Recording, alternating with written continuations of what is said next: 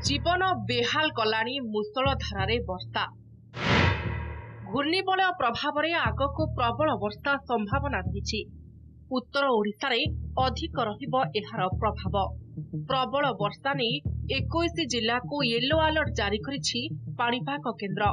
बालेश्वर, भद्रक, जाजपुर, केन्द्रापड़ा, कटक, जगतसिंहपुर, पुरी, खोर्धा, नयागढ़, गंजाम, गजपति, कंधमाल, अनुगुल, ढेंकानाल, मयूरभंज, केन्दुझर, सुंदरगढ़, झारसुगुड़ा, बरगढ़, नुआपड़ा और बलांगीर को yellow alert जारी होइछि।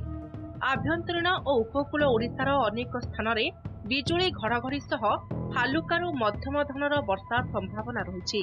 तेबे 28 तारिखरू कमिब वर्षा परिमाण। चलित मौसुमी रे जून पहिलारू एजाए 1072 मिलीमीटर वर्षा रेकर्ड होइछि।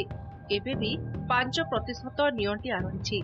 गोटे जिले में स्वाभाविक ठारू अधिक थिबा बेले 21 जिले में स्वाभाविक और 8 जिले में नियंटिया वर्षा रेकर्ड होइछि।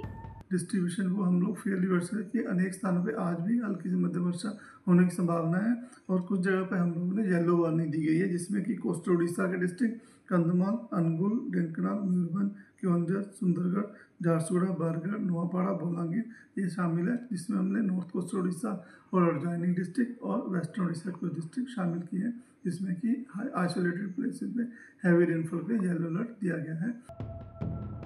वर्षारे अस्तव्यस्त होई पड़िछि जनजीवन। केन्दुझर आनंदपुर रे 3 दिन धरी लगाण वर्षारे शालपड़ा और घसीपुरा सर्विस रोड रे जमिछि आंठुए उच्चर पानी। तालचेर कंकिली पंचायत देहुरी साही रे 5 परिवार पानी घेରରେ रहिछन्ति। घरे 1 फुट उच्चर पानी जमी रहिछि।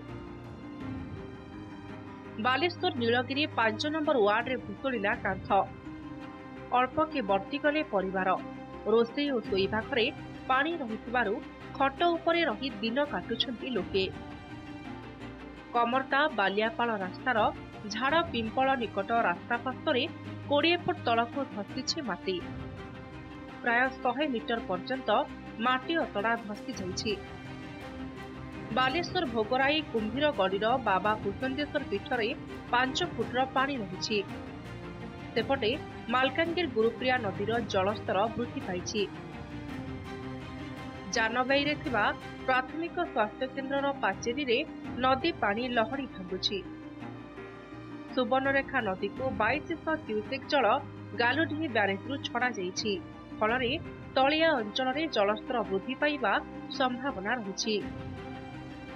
लघुचाप प्रभाव में विश्व प्रसिद्ध कोणार्क मंदिर परिसर में पानी जमी रही। दर्शन पाई आसी असुविधार सम्मुखीन होइछन्ति शह शह संख्यार पर्यटक। Bureau report, Nandighosh TV.